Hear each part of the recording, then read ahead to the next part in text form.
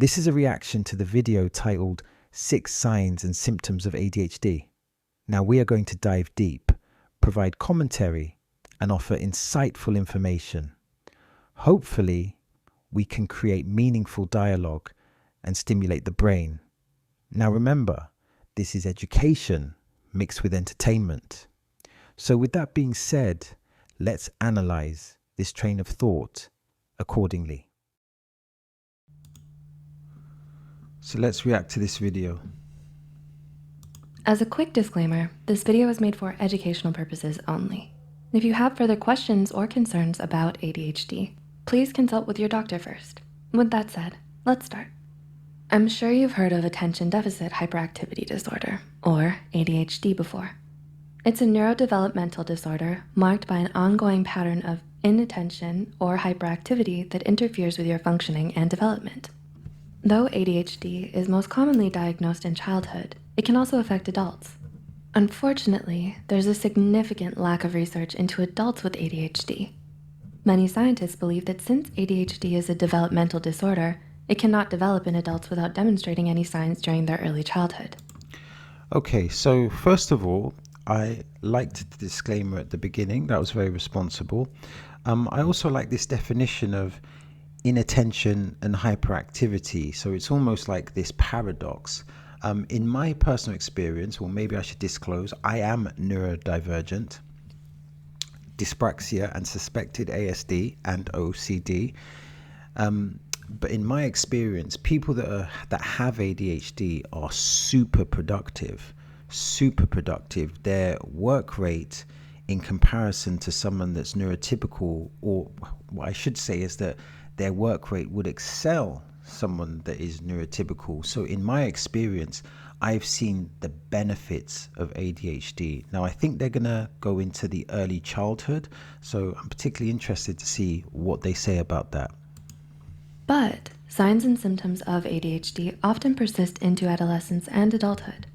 According to the NHS, by the age of 25, 15% of those diagnosed will still present symptoms. Of those actually diagnosed, 65% will have symptoms that affect their lives. Here are 6 signs and symptoms of ADHD to look out for if you think it's affecting your life or the life of someone you know. Number 1, inattentiveness. One of the hallmark signs of ADHD is inattentiveness. It goes beyond simply not being able to pay attention. It can also look like the inability to focus on a task, finding it hard to pay attention to others, or overlooking details. Though these symptoms can also be caused by stress, pay special attention if you find your focus shifting often. Number 2, hyperfocus. Okay, so the inattentiveness, which is the inability to focus on a task and missing major details. I definitely struggle with that.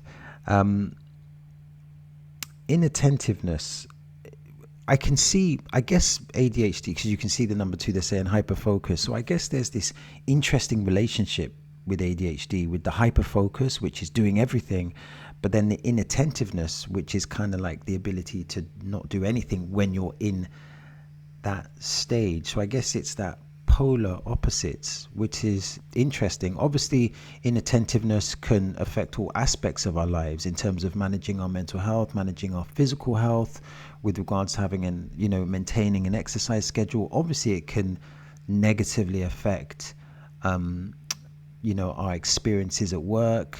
If you work like a sales job, if you're in your hyper-focus stage, you could be outworking everyone, making loads of sales, everyone in the company's happy.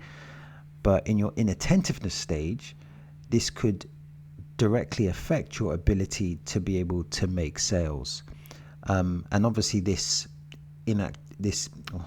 inattentiveness could also affect other industries. So if you're in an industry where you have to build relationships, professional relationships with service users, and build empowering relationships and set them targets and empower them to reintegrate into the community, it could affect your ability to empower them to listen attentively, to build that empowering relationship, etc., etc., etc. So inattentiveness can definitely have a negative effect on someone's life. Focus. On the opposite side of the spectrum, you can also experience hyperfocus with ADHD. Hyperfocus can cause a person with ADHD to become so engrossed in a task that they forget about everything else going on around them. It's important to differentiate between hyperfocus versus when you're in a state of flow. Flow emerges from a state of deep concentration or engagement in something, and being in flow produces a positive feeling, like a sense of accomplishment. Hyperfocus, on the other hand, is a result of an inability to regulate your attention span. With hyperfocus, you can't always choose what you focus on. You might be doing something important like homework, or you could be hyperfocused on scrolling endlessly through Kylie Jenner's Instagram feed. Hyperfocus can lead to setbacks in your personal relationships with friends or partners, or hurdles at work and school. To help with this, you could prioritize your tasks and accomplish them one by one. Or ask your family and friends to text you at specific times to help you shift your focus onto more important tasks. Number 3. Okay, so I'm not sure if I agree with that, because on one state we're saying that hyperfocus, you're focusing on things intensely, which is very good, but then they're making the distinction between hyperfocus and a state of flow, which again is focusing on things intensely, but they're saying that the distinction is that hyperfocus can be bad and the state of flow can obviously be very productive. And I'm guessing that distinction is that if your hyperfocus is based on like scrolling on your phone, but that isn't that in that context it would be bad, but there are many contexts and definitely in my experience where people with ADHD will focus on work, and therefore this focus would be positive in the sense that they will achieve the objective. So I'm not sure if that distinction between hyperfocus and flow is entirely correct. What I would say is that hyperfocus in the wrong thing is bad and hyperfocus in the right thing is good. But I do appreciate that they did try to make a distinction. But I could be wrong, of course. That's something to look into. Let's continue. Impulsivity. Do you speak out of turn? Or do you regularly get yourself into socially inappropriate situations? Do you rush through tasks? These can all be signs of impulsivity in ADHD. It runs a lot deeper than just making split-second decisions. ADHD impulsivity can really disrupt your life and can potentially get you in trouble. You might interrupt others during conversations, making them less inclined to talk to you again. Or you can act without much or any consideration of the possible consequences, and this can land you in hot water. Number 4. Unfortunately, I can relate to that. I think I'm terribly impulsive at points, particularly if I'm spending a lot of time with people. I can unintentionally say the wrong thing, or I could be loquacious, which is talk too much. So unfortunately, I can see a lot of that in myself. In my experience, I've noticed, people with ADHD, I have noticed that pattern. However, I've also noticed that pattern in people that are neurotypical.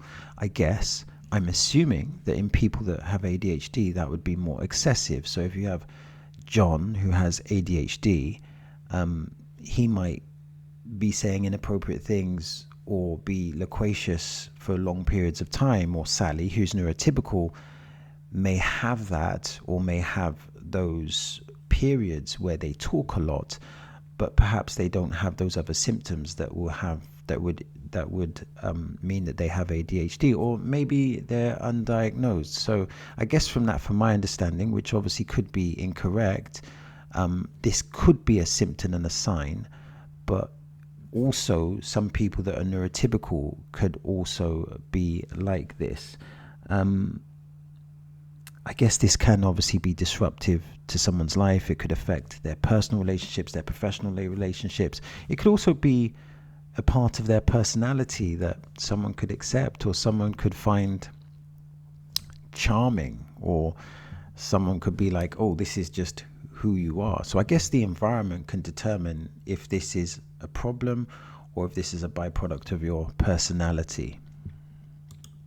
Disorganization. We all have hectic lives, but for someone with ADHD, things may feel a bit more chaotic than usual. If you have ADHD, you may have trouble establishing order in your life, and it can be difficult to keep everything in the right place. An adult with ADHD may struggle with these organization skills. This can include problems keeping track of tasks and trouble prioritizing them in a logical manner. Number 5. Someone who's neurodivergent, I can definitely relate to that. I think I'm the most disorganized person in the world. However, in my context, I'm having a constant struggle with trying to be the most organized person in the world. So it's like I'm in the middle. I'm disorganized at being organized. And I guess, again, I can relate to that in my experience with people that have ADHD. And I would say, though, that they go through that phase of being super organized, super productive, but then super disorganized. So this definitely can be a symptom, but it's like a pendulum swing. Interesting observation, actually. Mood swings.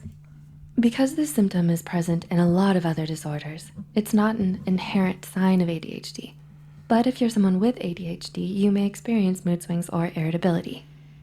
There may be days you feel good and grounded, and other days where you're in the emotional gutter. You can try writing your emotions down, which can help you keep track of your emotional patterns and prepare you for the next mood swing. Setting a schedule will help you establish a routine and avoid the possible stress from disorganization. And number 6. Okay, that's an interesting one.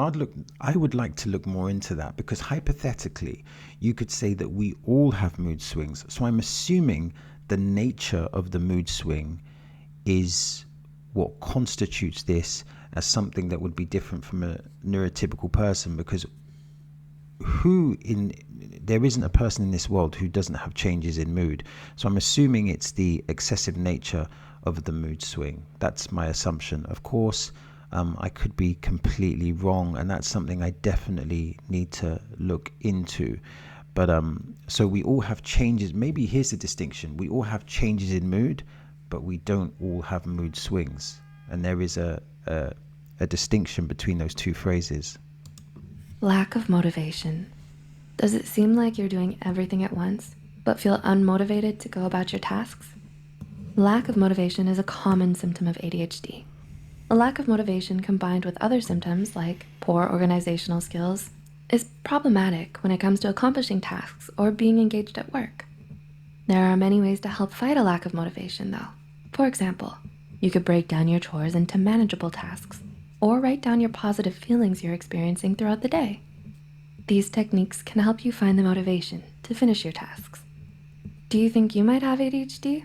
Or does someone you know think they could have ADHD? Do you think these signs will help you or a loved one? Go ahead and like and share this video if it helped you and you think it could help someone else too. The studies and references used are listed in the description below. And don't forget to hit the subscribe button for more Psych2Go videos. Thank you for watching, and we'll see you next time. Yeah, I really enjoyed that video.